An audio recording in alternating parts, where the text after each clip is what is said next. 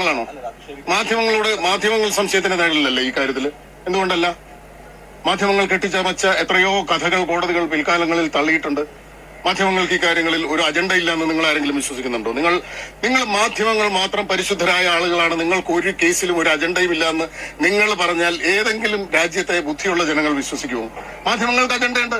നിങ്ങൾ കെട്ടിപ്പോക്കുന്ന ഒരു കഥയുണ്ട്, അതിനെ സാധൂകരിക്കാൻ നിങ്ങൾ എന്തും ചെയ്യും, അല്ലേ?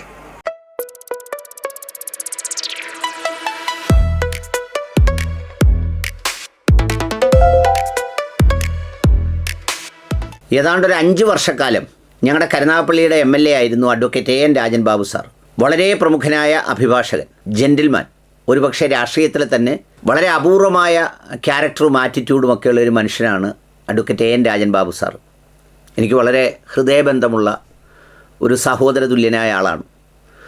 അദ്ദേഹത്തിനോട് നമ്മൾ ചിലപ്പോൾ ചില കാര്യങ്ങളൊക്കെ പറയുമ്പോൾ, ചില വിഷയങ്ങൾ സംസാരിക്കുമ്പോൾ അതിൽ ചില ലീഗൽ ഇഷ്യൂസായിട്ട് റിലേറ്റഡ് ആണെങ്കിൽ പുള്ളി തന്നെ അതിൻ്റെ വാദിഭാഗവും പ്രതിഭാഗവും പറഞ്ഞ് പുള്ളി തന്നെ ഒന്നെങ്കിൽ ആ കേസ് തള്ളും, അല്ലെങ്കിൽ ആ കേസിൽ വിധി പറയും. ഇത് ഒരു അരമണിക്കൂർ 1 മണിക്കൂർ കൊണ്ട് പുള്ളി ചെയ്യുന്ന, നമ്മളെന്തെങ്കിലും ഒഫീഷ്യൽ ലീഗൽ മാറ്റേഴ്സ് അല്ല ഞാൻ പറഞ്ഞത്, സൗഹൃദ സംഭാഷണങ്ങളിൽ ചില കാര്യം പറയുമ്പോൾ. അപ്പോൾ ഞാനൊക്കെ നമ്മുടെ സുഹൃത്തുമായിട്ട് അത് പറഞ്ഞു കഴിഞ്ഞ് ഞങ്ങൾ ചിരിക്കും. ഞങ്ങൾ പറയും, രായൻബാബു സാറിൻ്റെ അടുത്തൊരു പോയിൻ്റ് ഇട്ടാൽ പുള്ളി തന്നെ വാദിയും പ്രതിയുടെയും വാദം പറഞ്ഞ് ഒന്നെങ്കിൽ തള്ളും, അല്ലെങ്കിൽ കേസിലൊരു വിധി പറയും എന്ന് പറഞ്ഞതുപോലെ. ഇപ്പോൾ ഇത് ഓർക്കാൻ കാര്യം എന്താണെന്ന് ചോദിച്ചാൽ, ഇപ്പോൾ നമ്മുടെ ദൃശ്യമാധ്യമ പ്രവർത്തകരാണ് കുറ്റാന്വേഷണ വിദഗ്ധർ, അതുപോലെ തന്നെ വിചാരണക്കാർ, അതുപോലെ തന്നെ വിധി പ്രസ്താവന നടത്തുന്നവർ. അത് വളരെ രസകരവും കൗതുകരവുമായ കാര്യമാണ്. അവർ ദിലീപിനെ പ്രതിയാക്കിയാൽ ദിലീപ് നിർബന്ധമായും പ്രതിയായിരിക്കണം. അവർ മാങ്കൂട്ടത്തിലിനെ പ്രതിയാക്കിയാൽ അവർ നിർബന്ധമായും പ്രതിയായിരിക്കണം. അവർ അതുപോലെ തന്നെ കുഞ്ഞു മുഹമ്മദിനെ പ്രതിയാക്കിയാൽ വേറെ അതിൻ്റെ പിന്നിലുള്ള എന്തെങ്കിലും രേഖകളോ വസ്തുതകളോ മറ്റൊരു കാര്യവും അവരെ സംബന്ധിച്ചിടത്തോളം വിഷയമല്ല, അവർ പ്രതിയായിരിക്കണം. എന്നാൽ അവരുടെ കൂട്ടത്തിലുള്ളവരുടെ ഇടയിലുള്ള കേസ് വന്നാലോ അവർക്ക് പ്രതിസ്ഥാനത്ത് ആരുമില്ല. അതുകൊണ്ട് ബഹുമാനപ്പെട്ട കേന്ദ്ര സർക്കാരിനോടോ സംസ്ഥാന സർക്കാരിനോടോ എനിക്കുള്ള അഭ്യർത്ഥന, ഒരു സവിശേഷമായ എന്തെങ്കിലും ഓർഡിനൻസോ ബില്ലോ കൊണ്ടുവന്ന് ഈ കേരളത്തിലെ കുറച്ച് പേരെ ഹൈക്കോടതി ജഡ്ജിമാരായോ അല്ലെങ്കിൽ പ്രിൻസിപ്പൽ സെഷൻ കോടതിയിലോ അല്ലെങ്കിൽ എന്താ പറയുന്നത് സുപ്രീം കോടതിയിലോ ഒക്കെ നിയമിക്കേണ്ടത് വളരെ അത്യാവശ്യമുള്ള കാര്യമാണ്. ഒരു കൂട്ടം ജഡ്ജിമാരെ കിട്ടും. നമ്മുടെ ആൻഡോ അഗസ്റ്റിൻ സാറ്, പുള്ളിക്കൊരു ഒരു ജസ്റ്റിസ് പദവി കൊടുക്കണം, ചീഫ് ജസ്റ്റിസോ അല്ലെ വലിയൊരു കോടതിയോ കൊടുക്കണം. നിയമപരമായി കേസ് നടത്തി പരിചയമുള്ള ആളാണ്. പിന്നെ നമ്മുടെ അരുൺകുമാർ സാറ്, പിന്നെ നമ്മുടെ ലക്ഷ്മി പത്മ, പിന്നെ നിഷാദ് റാവുത്തർ സാറ്, ഇങ്ങനെ കുറേ പേരുണ്ട്. എൻ്റെ ശ്രദ്ധയിൽപ്പെട്ടതാണ് സ്മൃതി പരത്തിക്കാട് സാറ്. സുജയ പാർവതിക്ക് ഇപ്പോൾ അത് വേണ്ടാന്ന് തോന്നുന്നു. കാരണം പുള്ളിയിലെ അഡ്വക്കേറ്റ് S രാജീവിനെ വിളിച്ചതിന് ശേഷം ആ പ്രൊഫഷനോട് വലിയ താല്പര്യമില്ലെന്നാണ് ആളുകൾ പറയുന്നത്. ഞാനിത് പറയാൻ കാര്യം എന്താണെന്ന് ചോദിച്ചാൽ, എല്ലാവരും അങ്ങ് വാദം പറഞ്ഞ് തള്ളുക. അവർക്കെതിരെ ഒരു വാദവും ആര് പറഞ്ഞാലും നിലനിൽക്കത്തില്ല.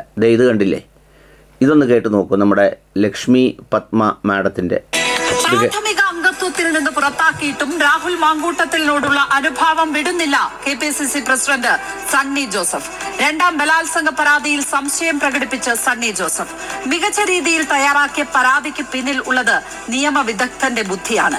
ഇതിന്റെ ഉദ്ദേശം അറിയാമെന്നും സണ്ണി ജോസഫ് പറയുന്നു. ഇന്നലെ നടി ആക്രമിച്ച കേസിലെ കോടതി വിധിയിൽ ദിലീപിന് നീതി കിട്ടി എന്നായിരുന്നു UDF കൺവീനർ അടൂർ പ്രകാശിന്റെ ആദ്യ പ്രതികരണം. പിന്നെ U-ടേൺ എടുക്കേണ്ടി വന്നു അദ്ദേഹത്തിന്. അതിജീവിതയ്ക്കൊപ്പം എന്ന് പറയേണ്ടി വന്നു. അതിജീവിതകളെ അപമാനിക്കുന്നോ കോൺഗ്രസ് എന്നാണ് ഹോട്ട് ആൻഡ് ടോക്ക് ചോദിക്കുന്നത്. ഇതാണ് എന്ന് പറഞ്ഞാൽ, സണ്ണി ജോസഫിന് തനിക്കൊരാൾ പരാതിക്കാരുടെ പേരില്ലാതെ അയച്ചത് അത് പിന്നെ ഒരു ആസൂത്രിതമാണോ എന്ന് ഞാൻ സംശയിക്കുന്നു എന്ന് പുള്ളിക്ക് പറയാനുള്ള അവകാശമില്ല. ലക്ഷ്മി പത്മയെപ്പോലെ ഒരു വനിതാ ജഡ്ജ് ഇവിടെ ജോലി ചെയ്യുമ്പോൾ അങ്ങനെ പറയാൻ ഒരു അവകാശവും അധികാരവും അദ്ദേഹത്തിനില്ല. ആരെവിടെയെന്നൊക്കെ നമ്മൾ ചോദിക്കത്തില്ലേ പണ്ട് രാജഭരണക്കാലത്ത്? അതുപോലെയാണ് അതിൻ്റെ ഒരു സ്ഥിതിവിശേഷം. പിന്നെ റോഷി പാലിന് ദിലീപിനെ എന്തുകൊണ്ട് കുറ്റവിമുക്തനാക്കി എന്നുള്ളതിനെ സംബന്ധിച്ച് പുള്ളിക്ക് യാതൊരു വിധമായ യുക്തിയും സമാധാനവും കിട്ടുന്നില്ല. നമ്മുടെ പിന്നെ വിയറ്റ്നാം കോളനിയിലെ ഈ പറയുന്ന എന്താ പറയുന്നത് നമ്മുടെ ശങ്കരാടിയുടെ കയ്യിലുള്ളതുപോലെ 100 കണക്കിന് രേഖകൾ പുള്ളിയുടെ കയ്യിലുണ്ട്. എന്ന് മാത്രമല്ല, പുള്ളി ചാനലിൽ ആവശ്യപ്പെടുന്നത് ആ മൊഴി പകർപ്പുകളെല്ലാം പുറത്തുവിടാനാണ്. എന്ന് പറഞ്ഞാൽ മൊഴി കൊടുത്തിരിക്കുന്നതെല്ലാം പുറത്തുവിടാൻ. എന്ന് വെച്ചാൽ അദ്ദേഹത്തിൻ്റെ ഒരു വാദം, ഈ കൂറുമാറിയവർ കൊടുത്തിരിക്കുന്ന മൊഴി പുള്ളിക്ക് കൊടുത്താൽ പുള്ളി അതിൻ്റെ ലീഗൽ വാലിഡിറ്റിയൊക്കെ പരിശോധിച്ച് അവർ 3-4 ജഡ്ജിമാരിരുന്ന് ഒരു ഫുൾ ഡിവിഷൻ ബെഞ്ചായിട്ട് വൈകുന്നേരം ഒരു വിധി പറയാം എന്നതാണ് പിന്നെ പുള്ളിയുടെ ഒരു വാദം. ഇങ്ങനെ കുറേ ആളുകളുണ്ട്. അതുകൂടാതെ കഴിഞ്ഞ ദിവസം ഒരു പിന്നെന്താ പറയുന്ന ഒരു പ്രധാനപ്പെട്ട ചാനൽ മാതൃഭൂമി അവരെഴുതി കാണിച്ചിരിക്കുന്നത് രാഹുൽ മാങ്കൂട്ടത്തിൽ ഹൈക്കോടതിയെ സമീപിക്കും, മുൻകൂർ ജാമ്യത്തിന് അപ്പീൽ നൽകും, അന്വേഷണം ഊർജിതമാക്കി പോലീസ്. ഇതിലെ മറ്റേ അറസ്റ്റ് തടയുന്നതിന് മുമ്പ്, അതായത് ഹൈക്കോടതിയിൽ പോകുന്നത് അപ്പീലാണോ ഒരു പുതിയ കേസാണോ എന്ന് പോലും ഒന്ന് പരിശോധിക്കാൻ, അല്ലെങ്കിൽ അതുപോലും ഒന്ന് ജനങ്ങളോട് പറയുമ്പം ഒരു ഉത്തരവാദിത്തപൂർണ്ണമായി ചെയ്യാൻ ഇവർക്കൊന്നും യാതൊരു താല്പര്യവുമില്ല എന്നതാണ് രസം. ഇനി ഇതിൽ മാത്രമല്ല, നമ്മുടെ മുരളി തുമ്മാർ കൂടി, അദ്ദേഹം ദുരന്ത നിവാരണത്തിൻ്റെ ഐക്യരാഷ്ട്രസഭയിലെ എന്തോ ഒരു പ്രധാനിയാണ്. പക്ഷേ മപ്രകളിൽ വരുന്ന ദുരന്തത്തെ അദ്ദേഹത്തിന് പോലും എന്താണെന്ന് മനസ്സിലാവുന്നില്ല.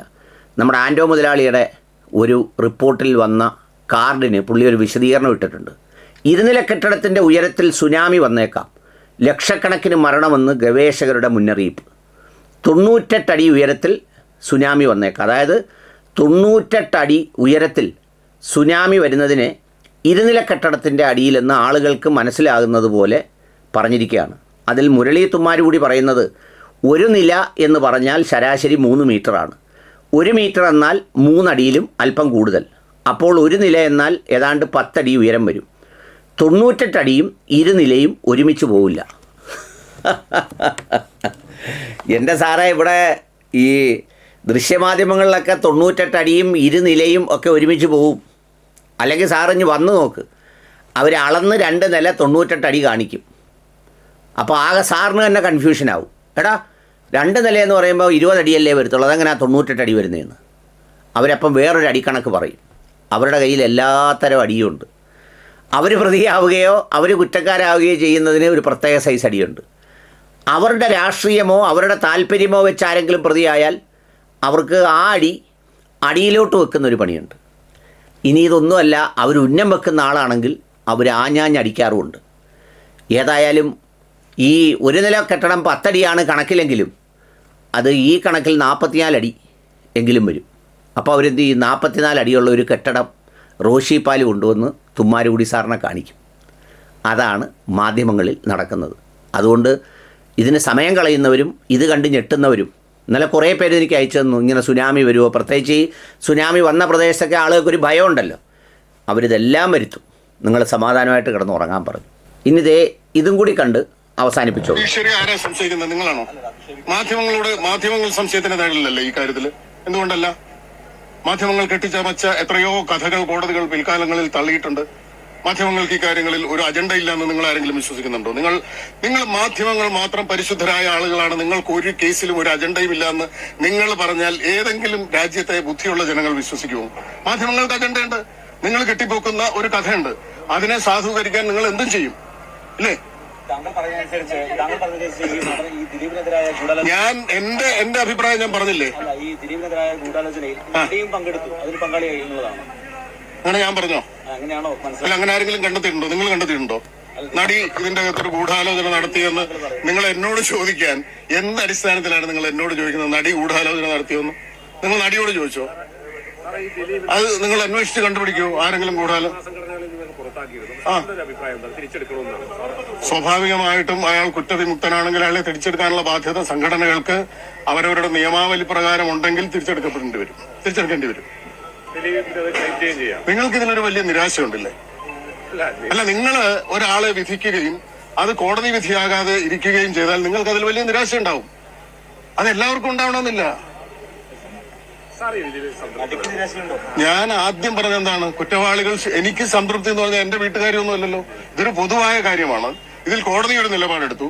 ഇന്നുവരെയുള്ള അനുമാനങ്ങളെ അല്ലെങ്കിൽ വാർത്തകളെ അല്ലെങ്കിൽ അടിസ്ഥാനമില്ലാതെയും അങ്ങനെ ഉണ്ടായും പ്രചരിച്ച ഒരുപാട് കെട്ടുകഥകളെ കോടതി നിരാകരിച്ചു എന്ന് പറയുമ്പോൾ കോടതി കണ്ടെത്തുന്ന സത്യമാണ് സത്യം.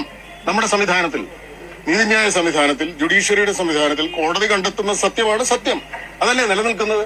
അതിനപ്പുറത്ത് വേറൊരു സത്യം ഉണ്ടെങ്കിൽ അത് കോടതിയിൽ തെളിയിക്കപ്പെട്ടിട്ടില്ല എന്ന് മാത്രമല്ലേ അതിനർത്ഥമുള്ളൂ. അങ്ങനെ ഇരിക്കട്ടെ. മെമ്മറി കാർഡ് ടാമ്പറിങ്ങുമായിട്ട് ബന്ധപ്പെട്ട് കോടതി എന്താ പറഞ്ഞത്? മെമ്മറി കാർഡ് ടാമ്പറിങ്ങുമായിട്ട് ബന്ധപ്പെട്ട് മേൽക്കോടതികൾ എന്താ നിലപാടെടുത്തത്? നിങ്ങൾ പരിശോധിച്ചിട്ടില്ലേ? സെഷൻസ് കോടതി അല്ലല്ലോ നിലപാടെടുത്തത്. അങ്ങനെ രഞ്ജി പണിക്കർ അതിന് മറുപടി കൊടുത്തു. സത്യത്തിൽ എനിക്ക് മാധ്യമപ്രവർത്തകരോട് പറയാനുള്ളത്, നിങ്ങൾക്ക് യഥാർത്ഥത്തിൽ ഇത്രയും നീതി നിഷേധം നടക്കുന്നു എന്നുണ്ടെങ്കിൽ നിങ്ങൾ ദൃശ്യമാധ്യമങ്ങളുടെ ഏതെങ്കിലും ഒരു അസോസിയേഷൻ്റെ നേതൃത്വത്തിൽ നിങ്ങൾ ഇത്തരം കാര്യങ്ങളിലൊക്കെ കോടതിയിൽ കക്ഷി ചേർന്ന് നിങ്ങൾക്കുള്ള തെളിവുകൾ അവിടെ ഹാജരാക്കണം. അല്ലാതെ വെറുതെ നിങ്ങളില്ല പണ്ടാരാണ്ട് പറഞ്ഞതുപോലെ നിങ്ങൾക്ക് എന്തെങ്കിലും കാര്യത്തിൽ നിരാശയോ ആവേശമോ അല്ലെങ്കിൽ എന്തെങ്കിലും കടപ്പാടോ അല്ലെങ്കിൽ പെയ്ഡ് സർവീസിന് വേണ്ടിയോ ഇങ്ങനെ നിലവിളിച്ച് ഈ പൊതുസാമൂഹ്യ മലിനീകരണം ഉണ്ടാക്കുന്നത് എന്തിനു വേണ്ടിയാണ്?